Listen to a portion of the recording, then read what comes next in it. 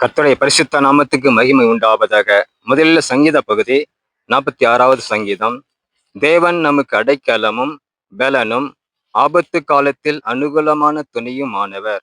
ஆகையால் பூமி நிலை மாறினாலும் மலைகள் நடு சமுத்திரத்தில் சாய்ந்து போனாலும் அதன் ஜலங்கள் கொந்தளித்து பொங்கி அதன் பெருக்கினால் பர்வதங்கள் அதிர்ந்தாலும் நாம் பயப்பட மாட்டோம். ஒரு நதியுண்டு, அதன் நீர்க்கால்கள் தேவனுடைய நகரத்தையும் உன்னதமானவர் வாசம் பண்ணும் பரிசுத்த ஸ்தலத்தையும் சந்தோஷிப்பிக்கும். தேவன் அதில் நடுவில் இருக்கிறார், அது அசையாது. அதிகாலையில் தேவன் அதற்கு சகாயம் பண்ணுவார். ஜாதிகள் கொந்தளித்தது, ராட்சங்கள் தத்தளித்தது. அவர் தமது சத்தத்தை முழங்க பண்ணினார், பூமி உருகி போயிட்டு. சேனைகளின் கர்த்தர் நம்மோடு இருக்கிறார், யாக்கோபின் தேவன் நமக்கு உயர்ந்த அடைக்கலமானவர். பூமியிலே பால் கடிப்புகளை நடப்பிக்கிற கர்த்தருடைய செய்கைகளை வந்து பாருங்கள்.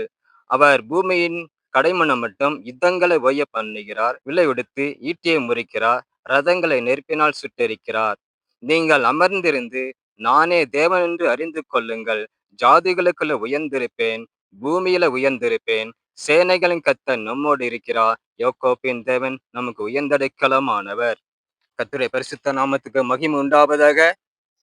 ஒரு சாட்சி, அபிஷேகம் என்பதான சாட்சி சொல்ல உங்களுக்கு முன்பாக நிற்கிறேன்.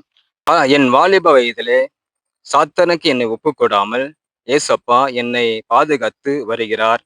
நான் திருப்பூர் மாவட்டத்திலே ஜூஸ் கடையில் வேலை செய்து கொண்டிருந்தே சமயத்தில் 4 மாவட்டத்திலிருந்து மோகன் சுலாஸ் திருப்பூர் மாவட்டத்துக்கு வந்திருந்தார். 4 நாள் கூட்டம். அந்த கூட்டத்திற்கு நான் எப்படியாவது போக வேண்டும் என்று செபித்து கொண்டிருந்தேன். ஆனால் போக முடியவில்லை. 3 நாள் கூட்டத்துக்கு போக முடியவில்லை.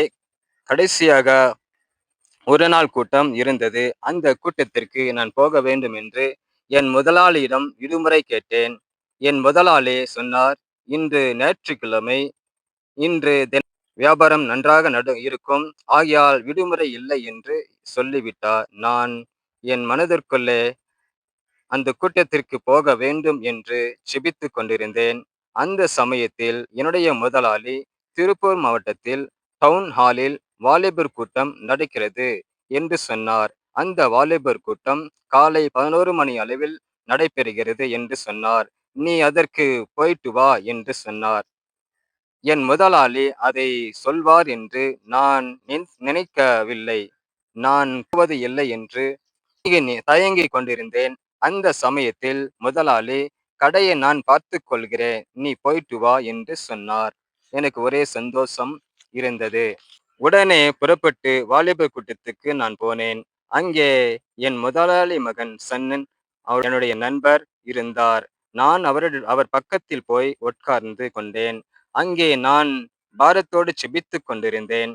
கடைசி நேரத்தில் கர்த்தருடைய வல்லமை என் மேல் இறங்கினது.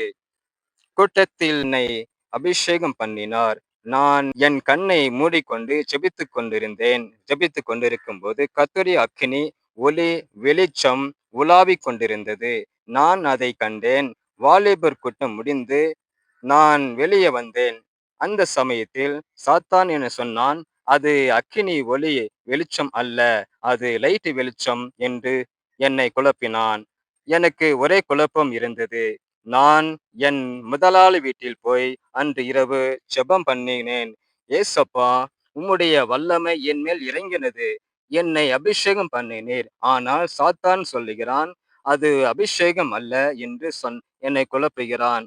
என் குழப்பங்களை தீர்த்து வையுங்கள் என்று ஜெபம் பண்ணினேன். ஏசப்பா, அது என்னுடைய வல்லமை என்றும் அபிஷேகம் என்றும் எனக்கு உணர்த்தினார். எனக்கு சமாதானம் கிடைத்தது.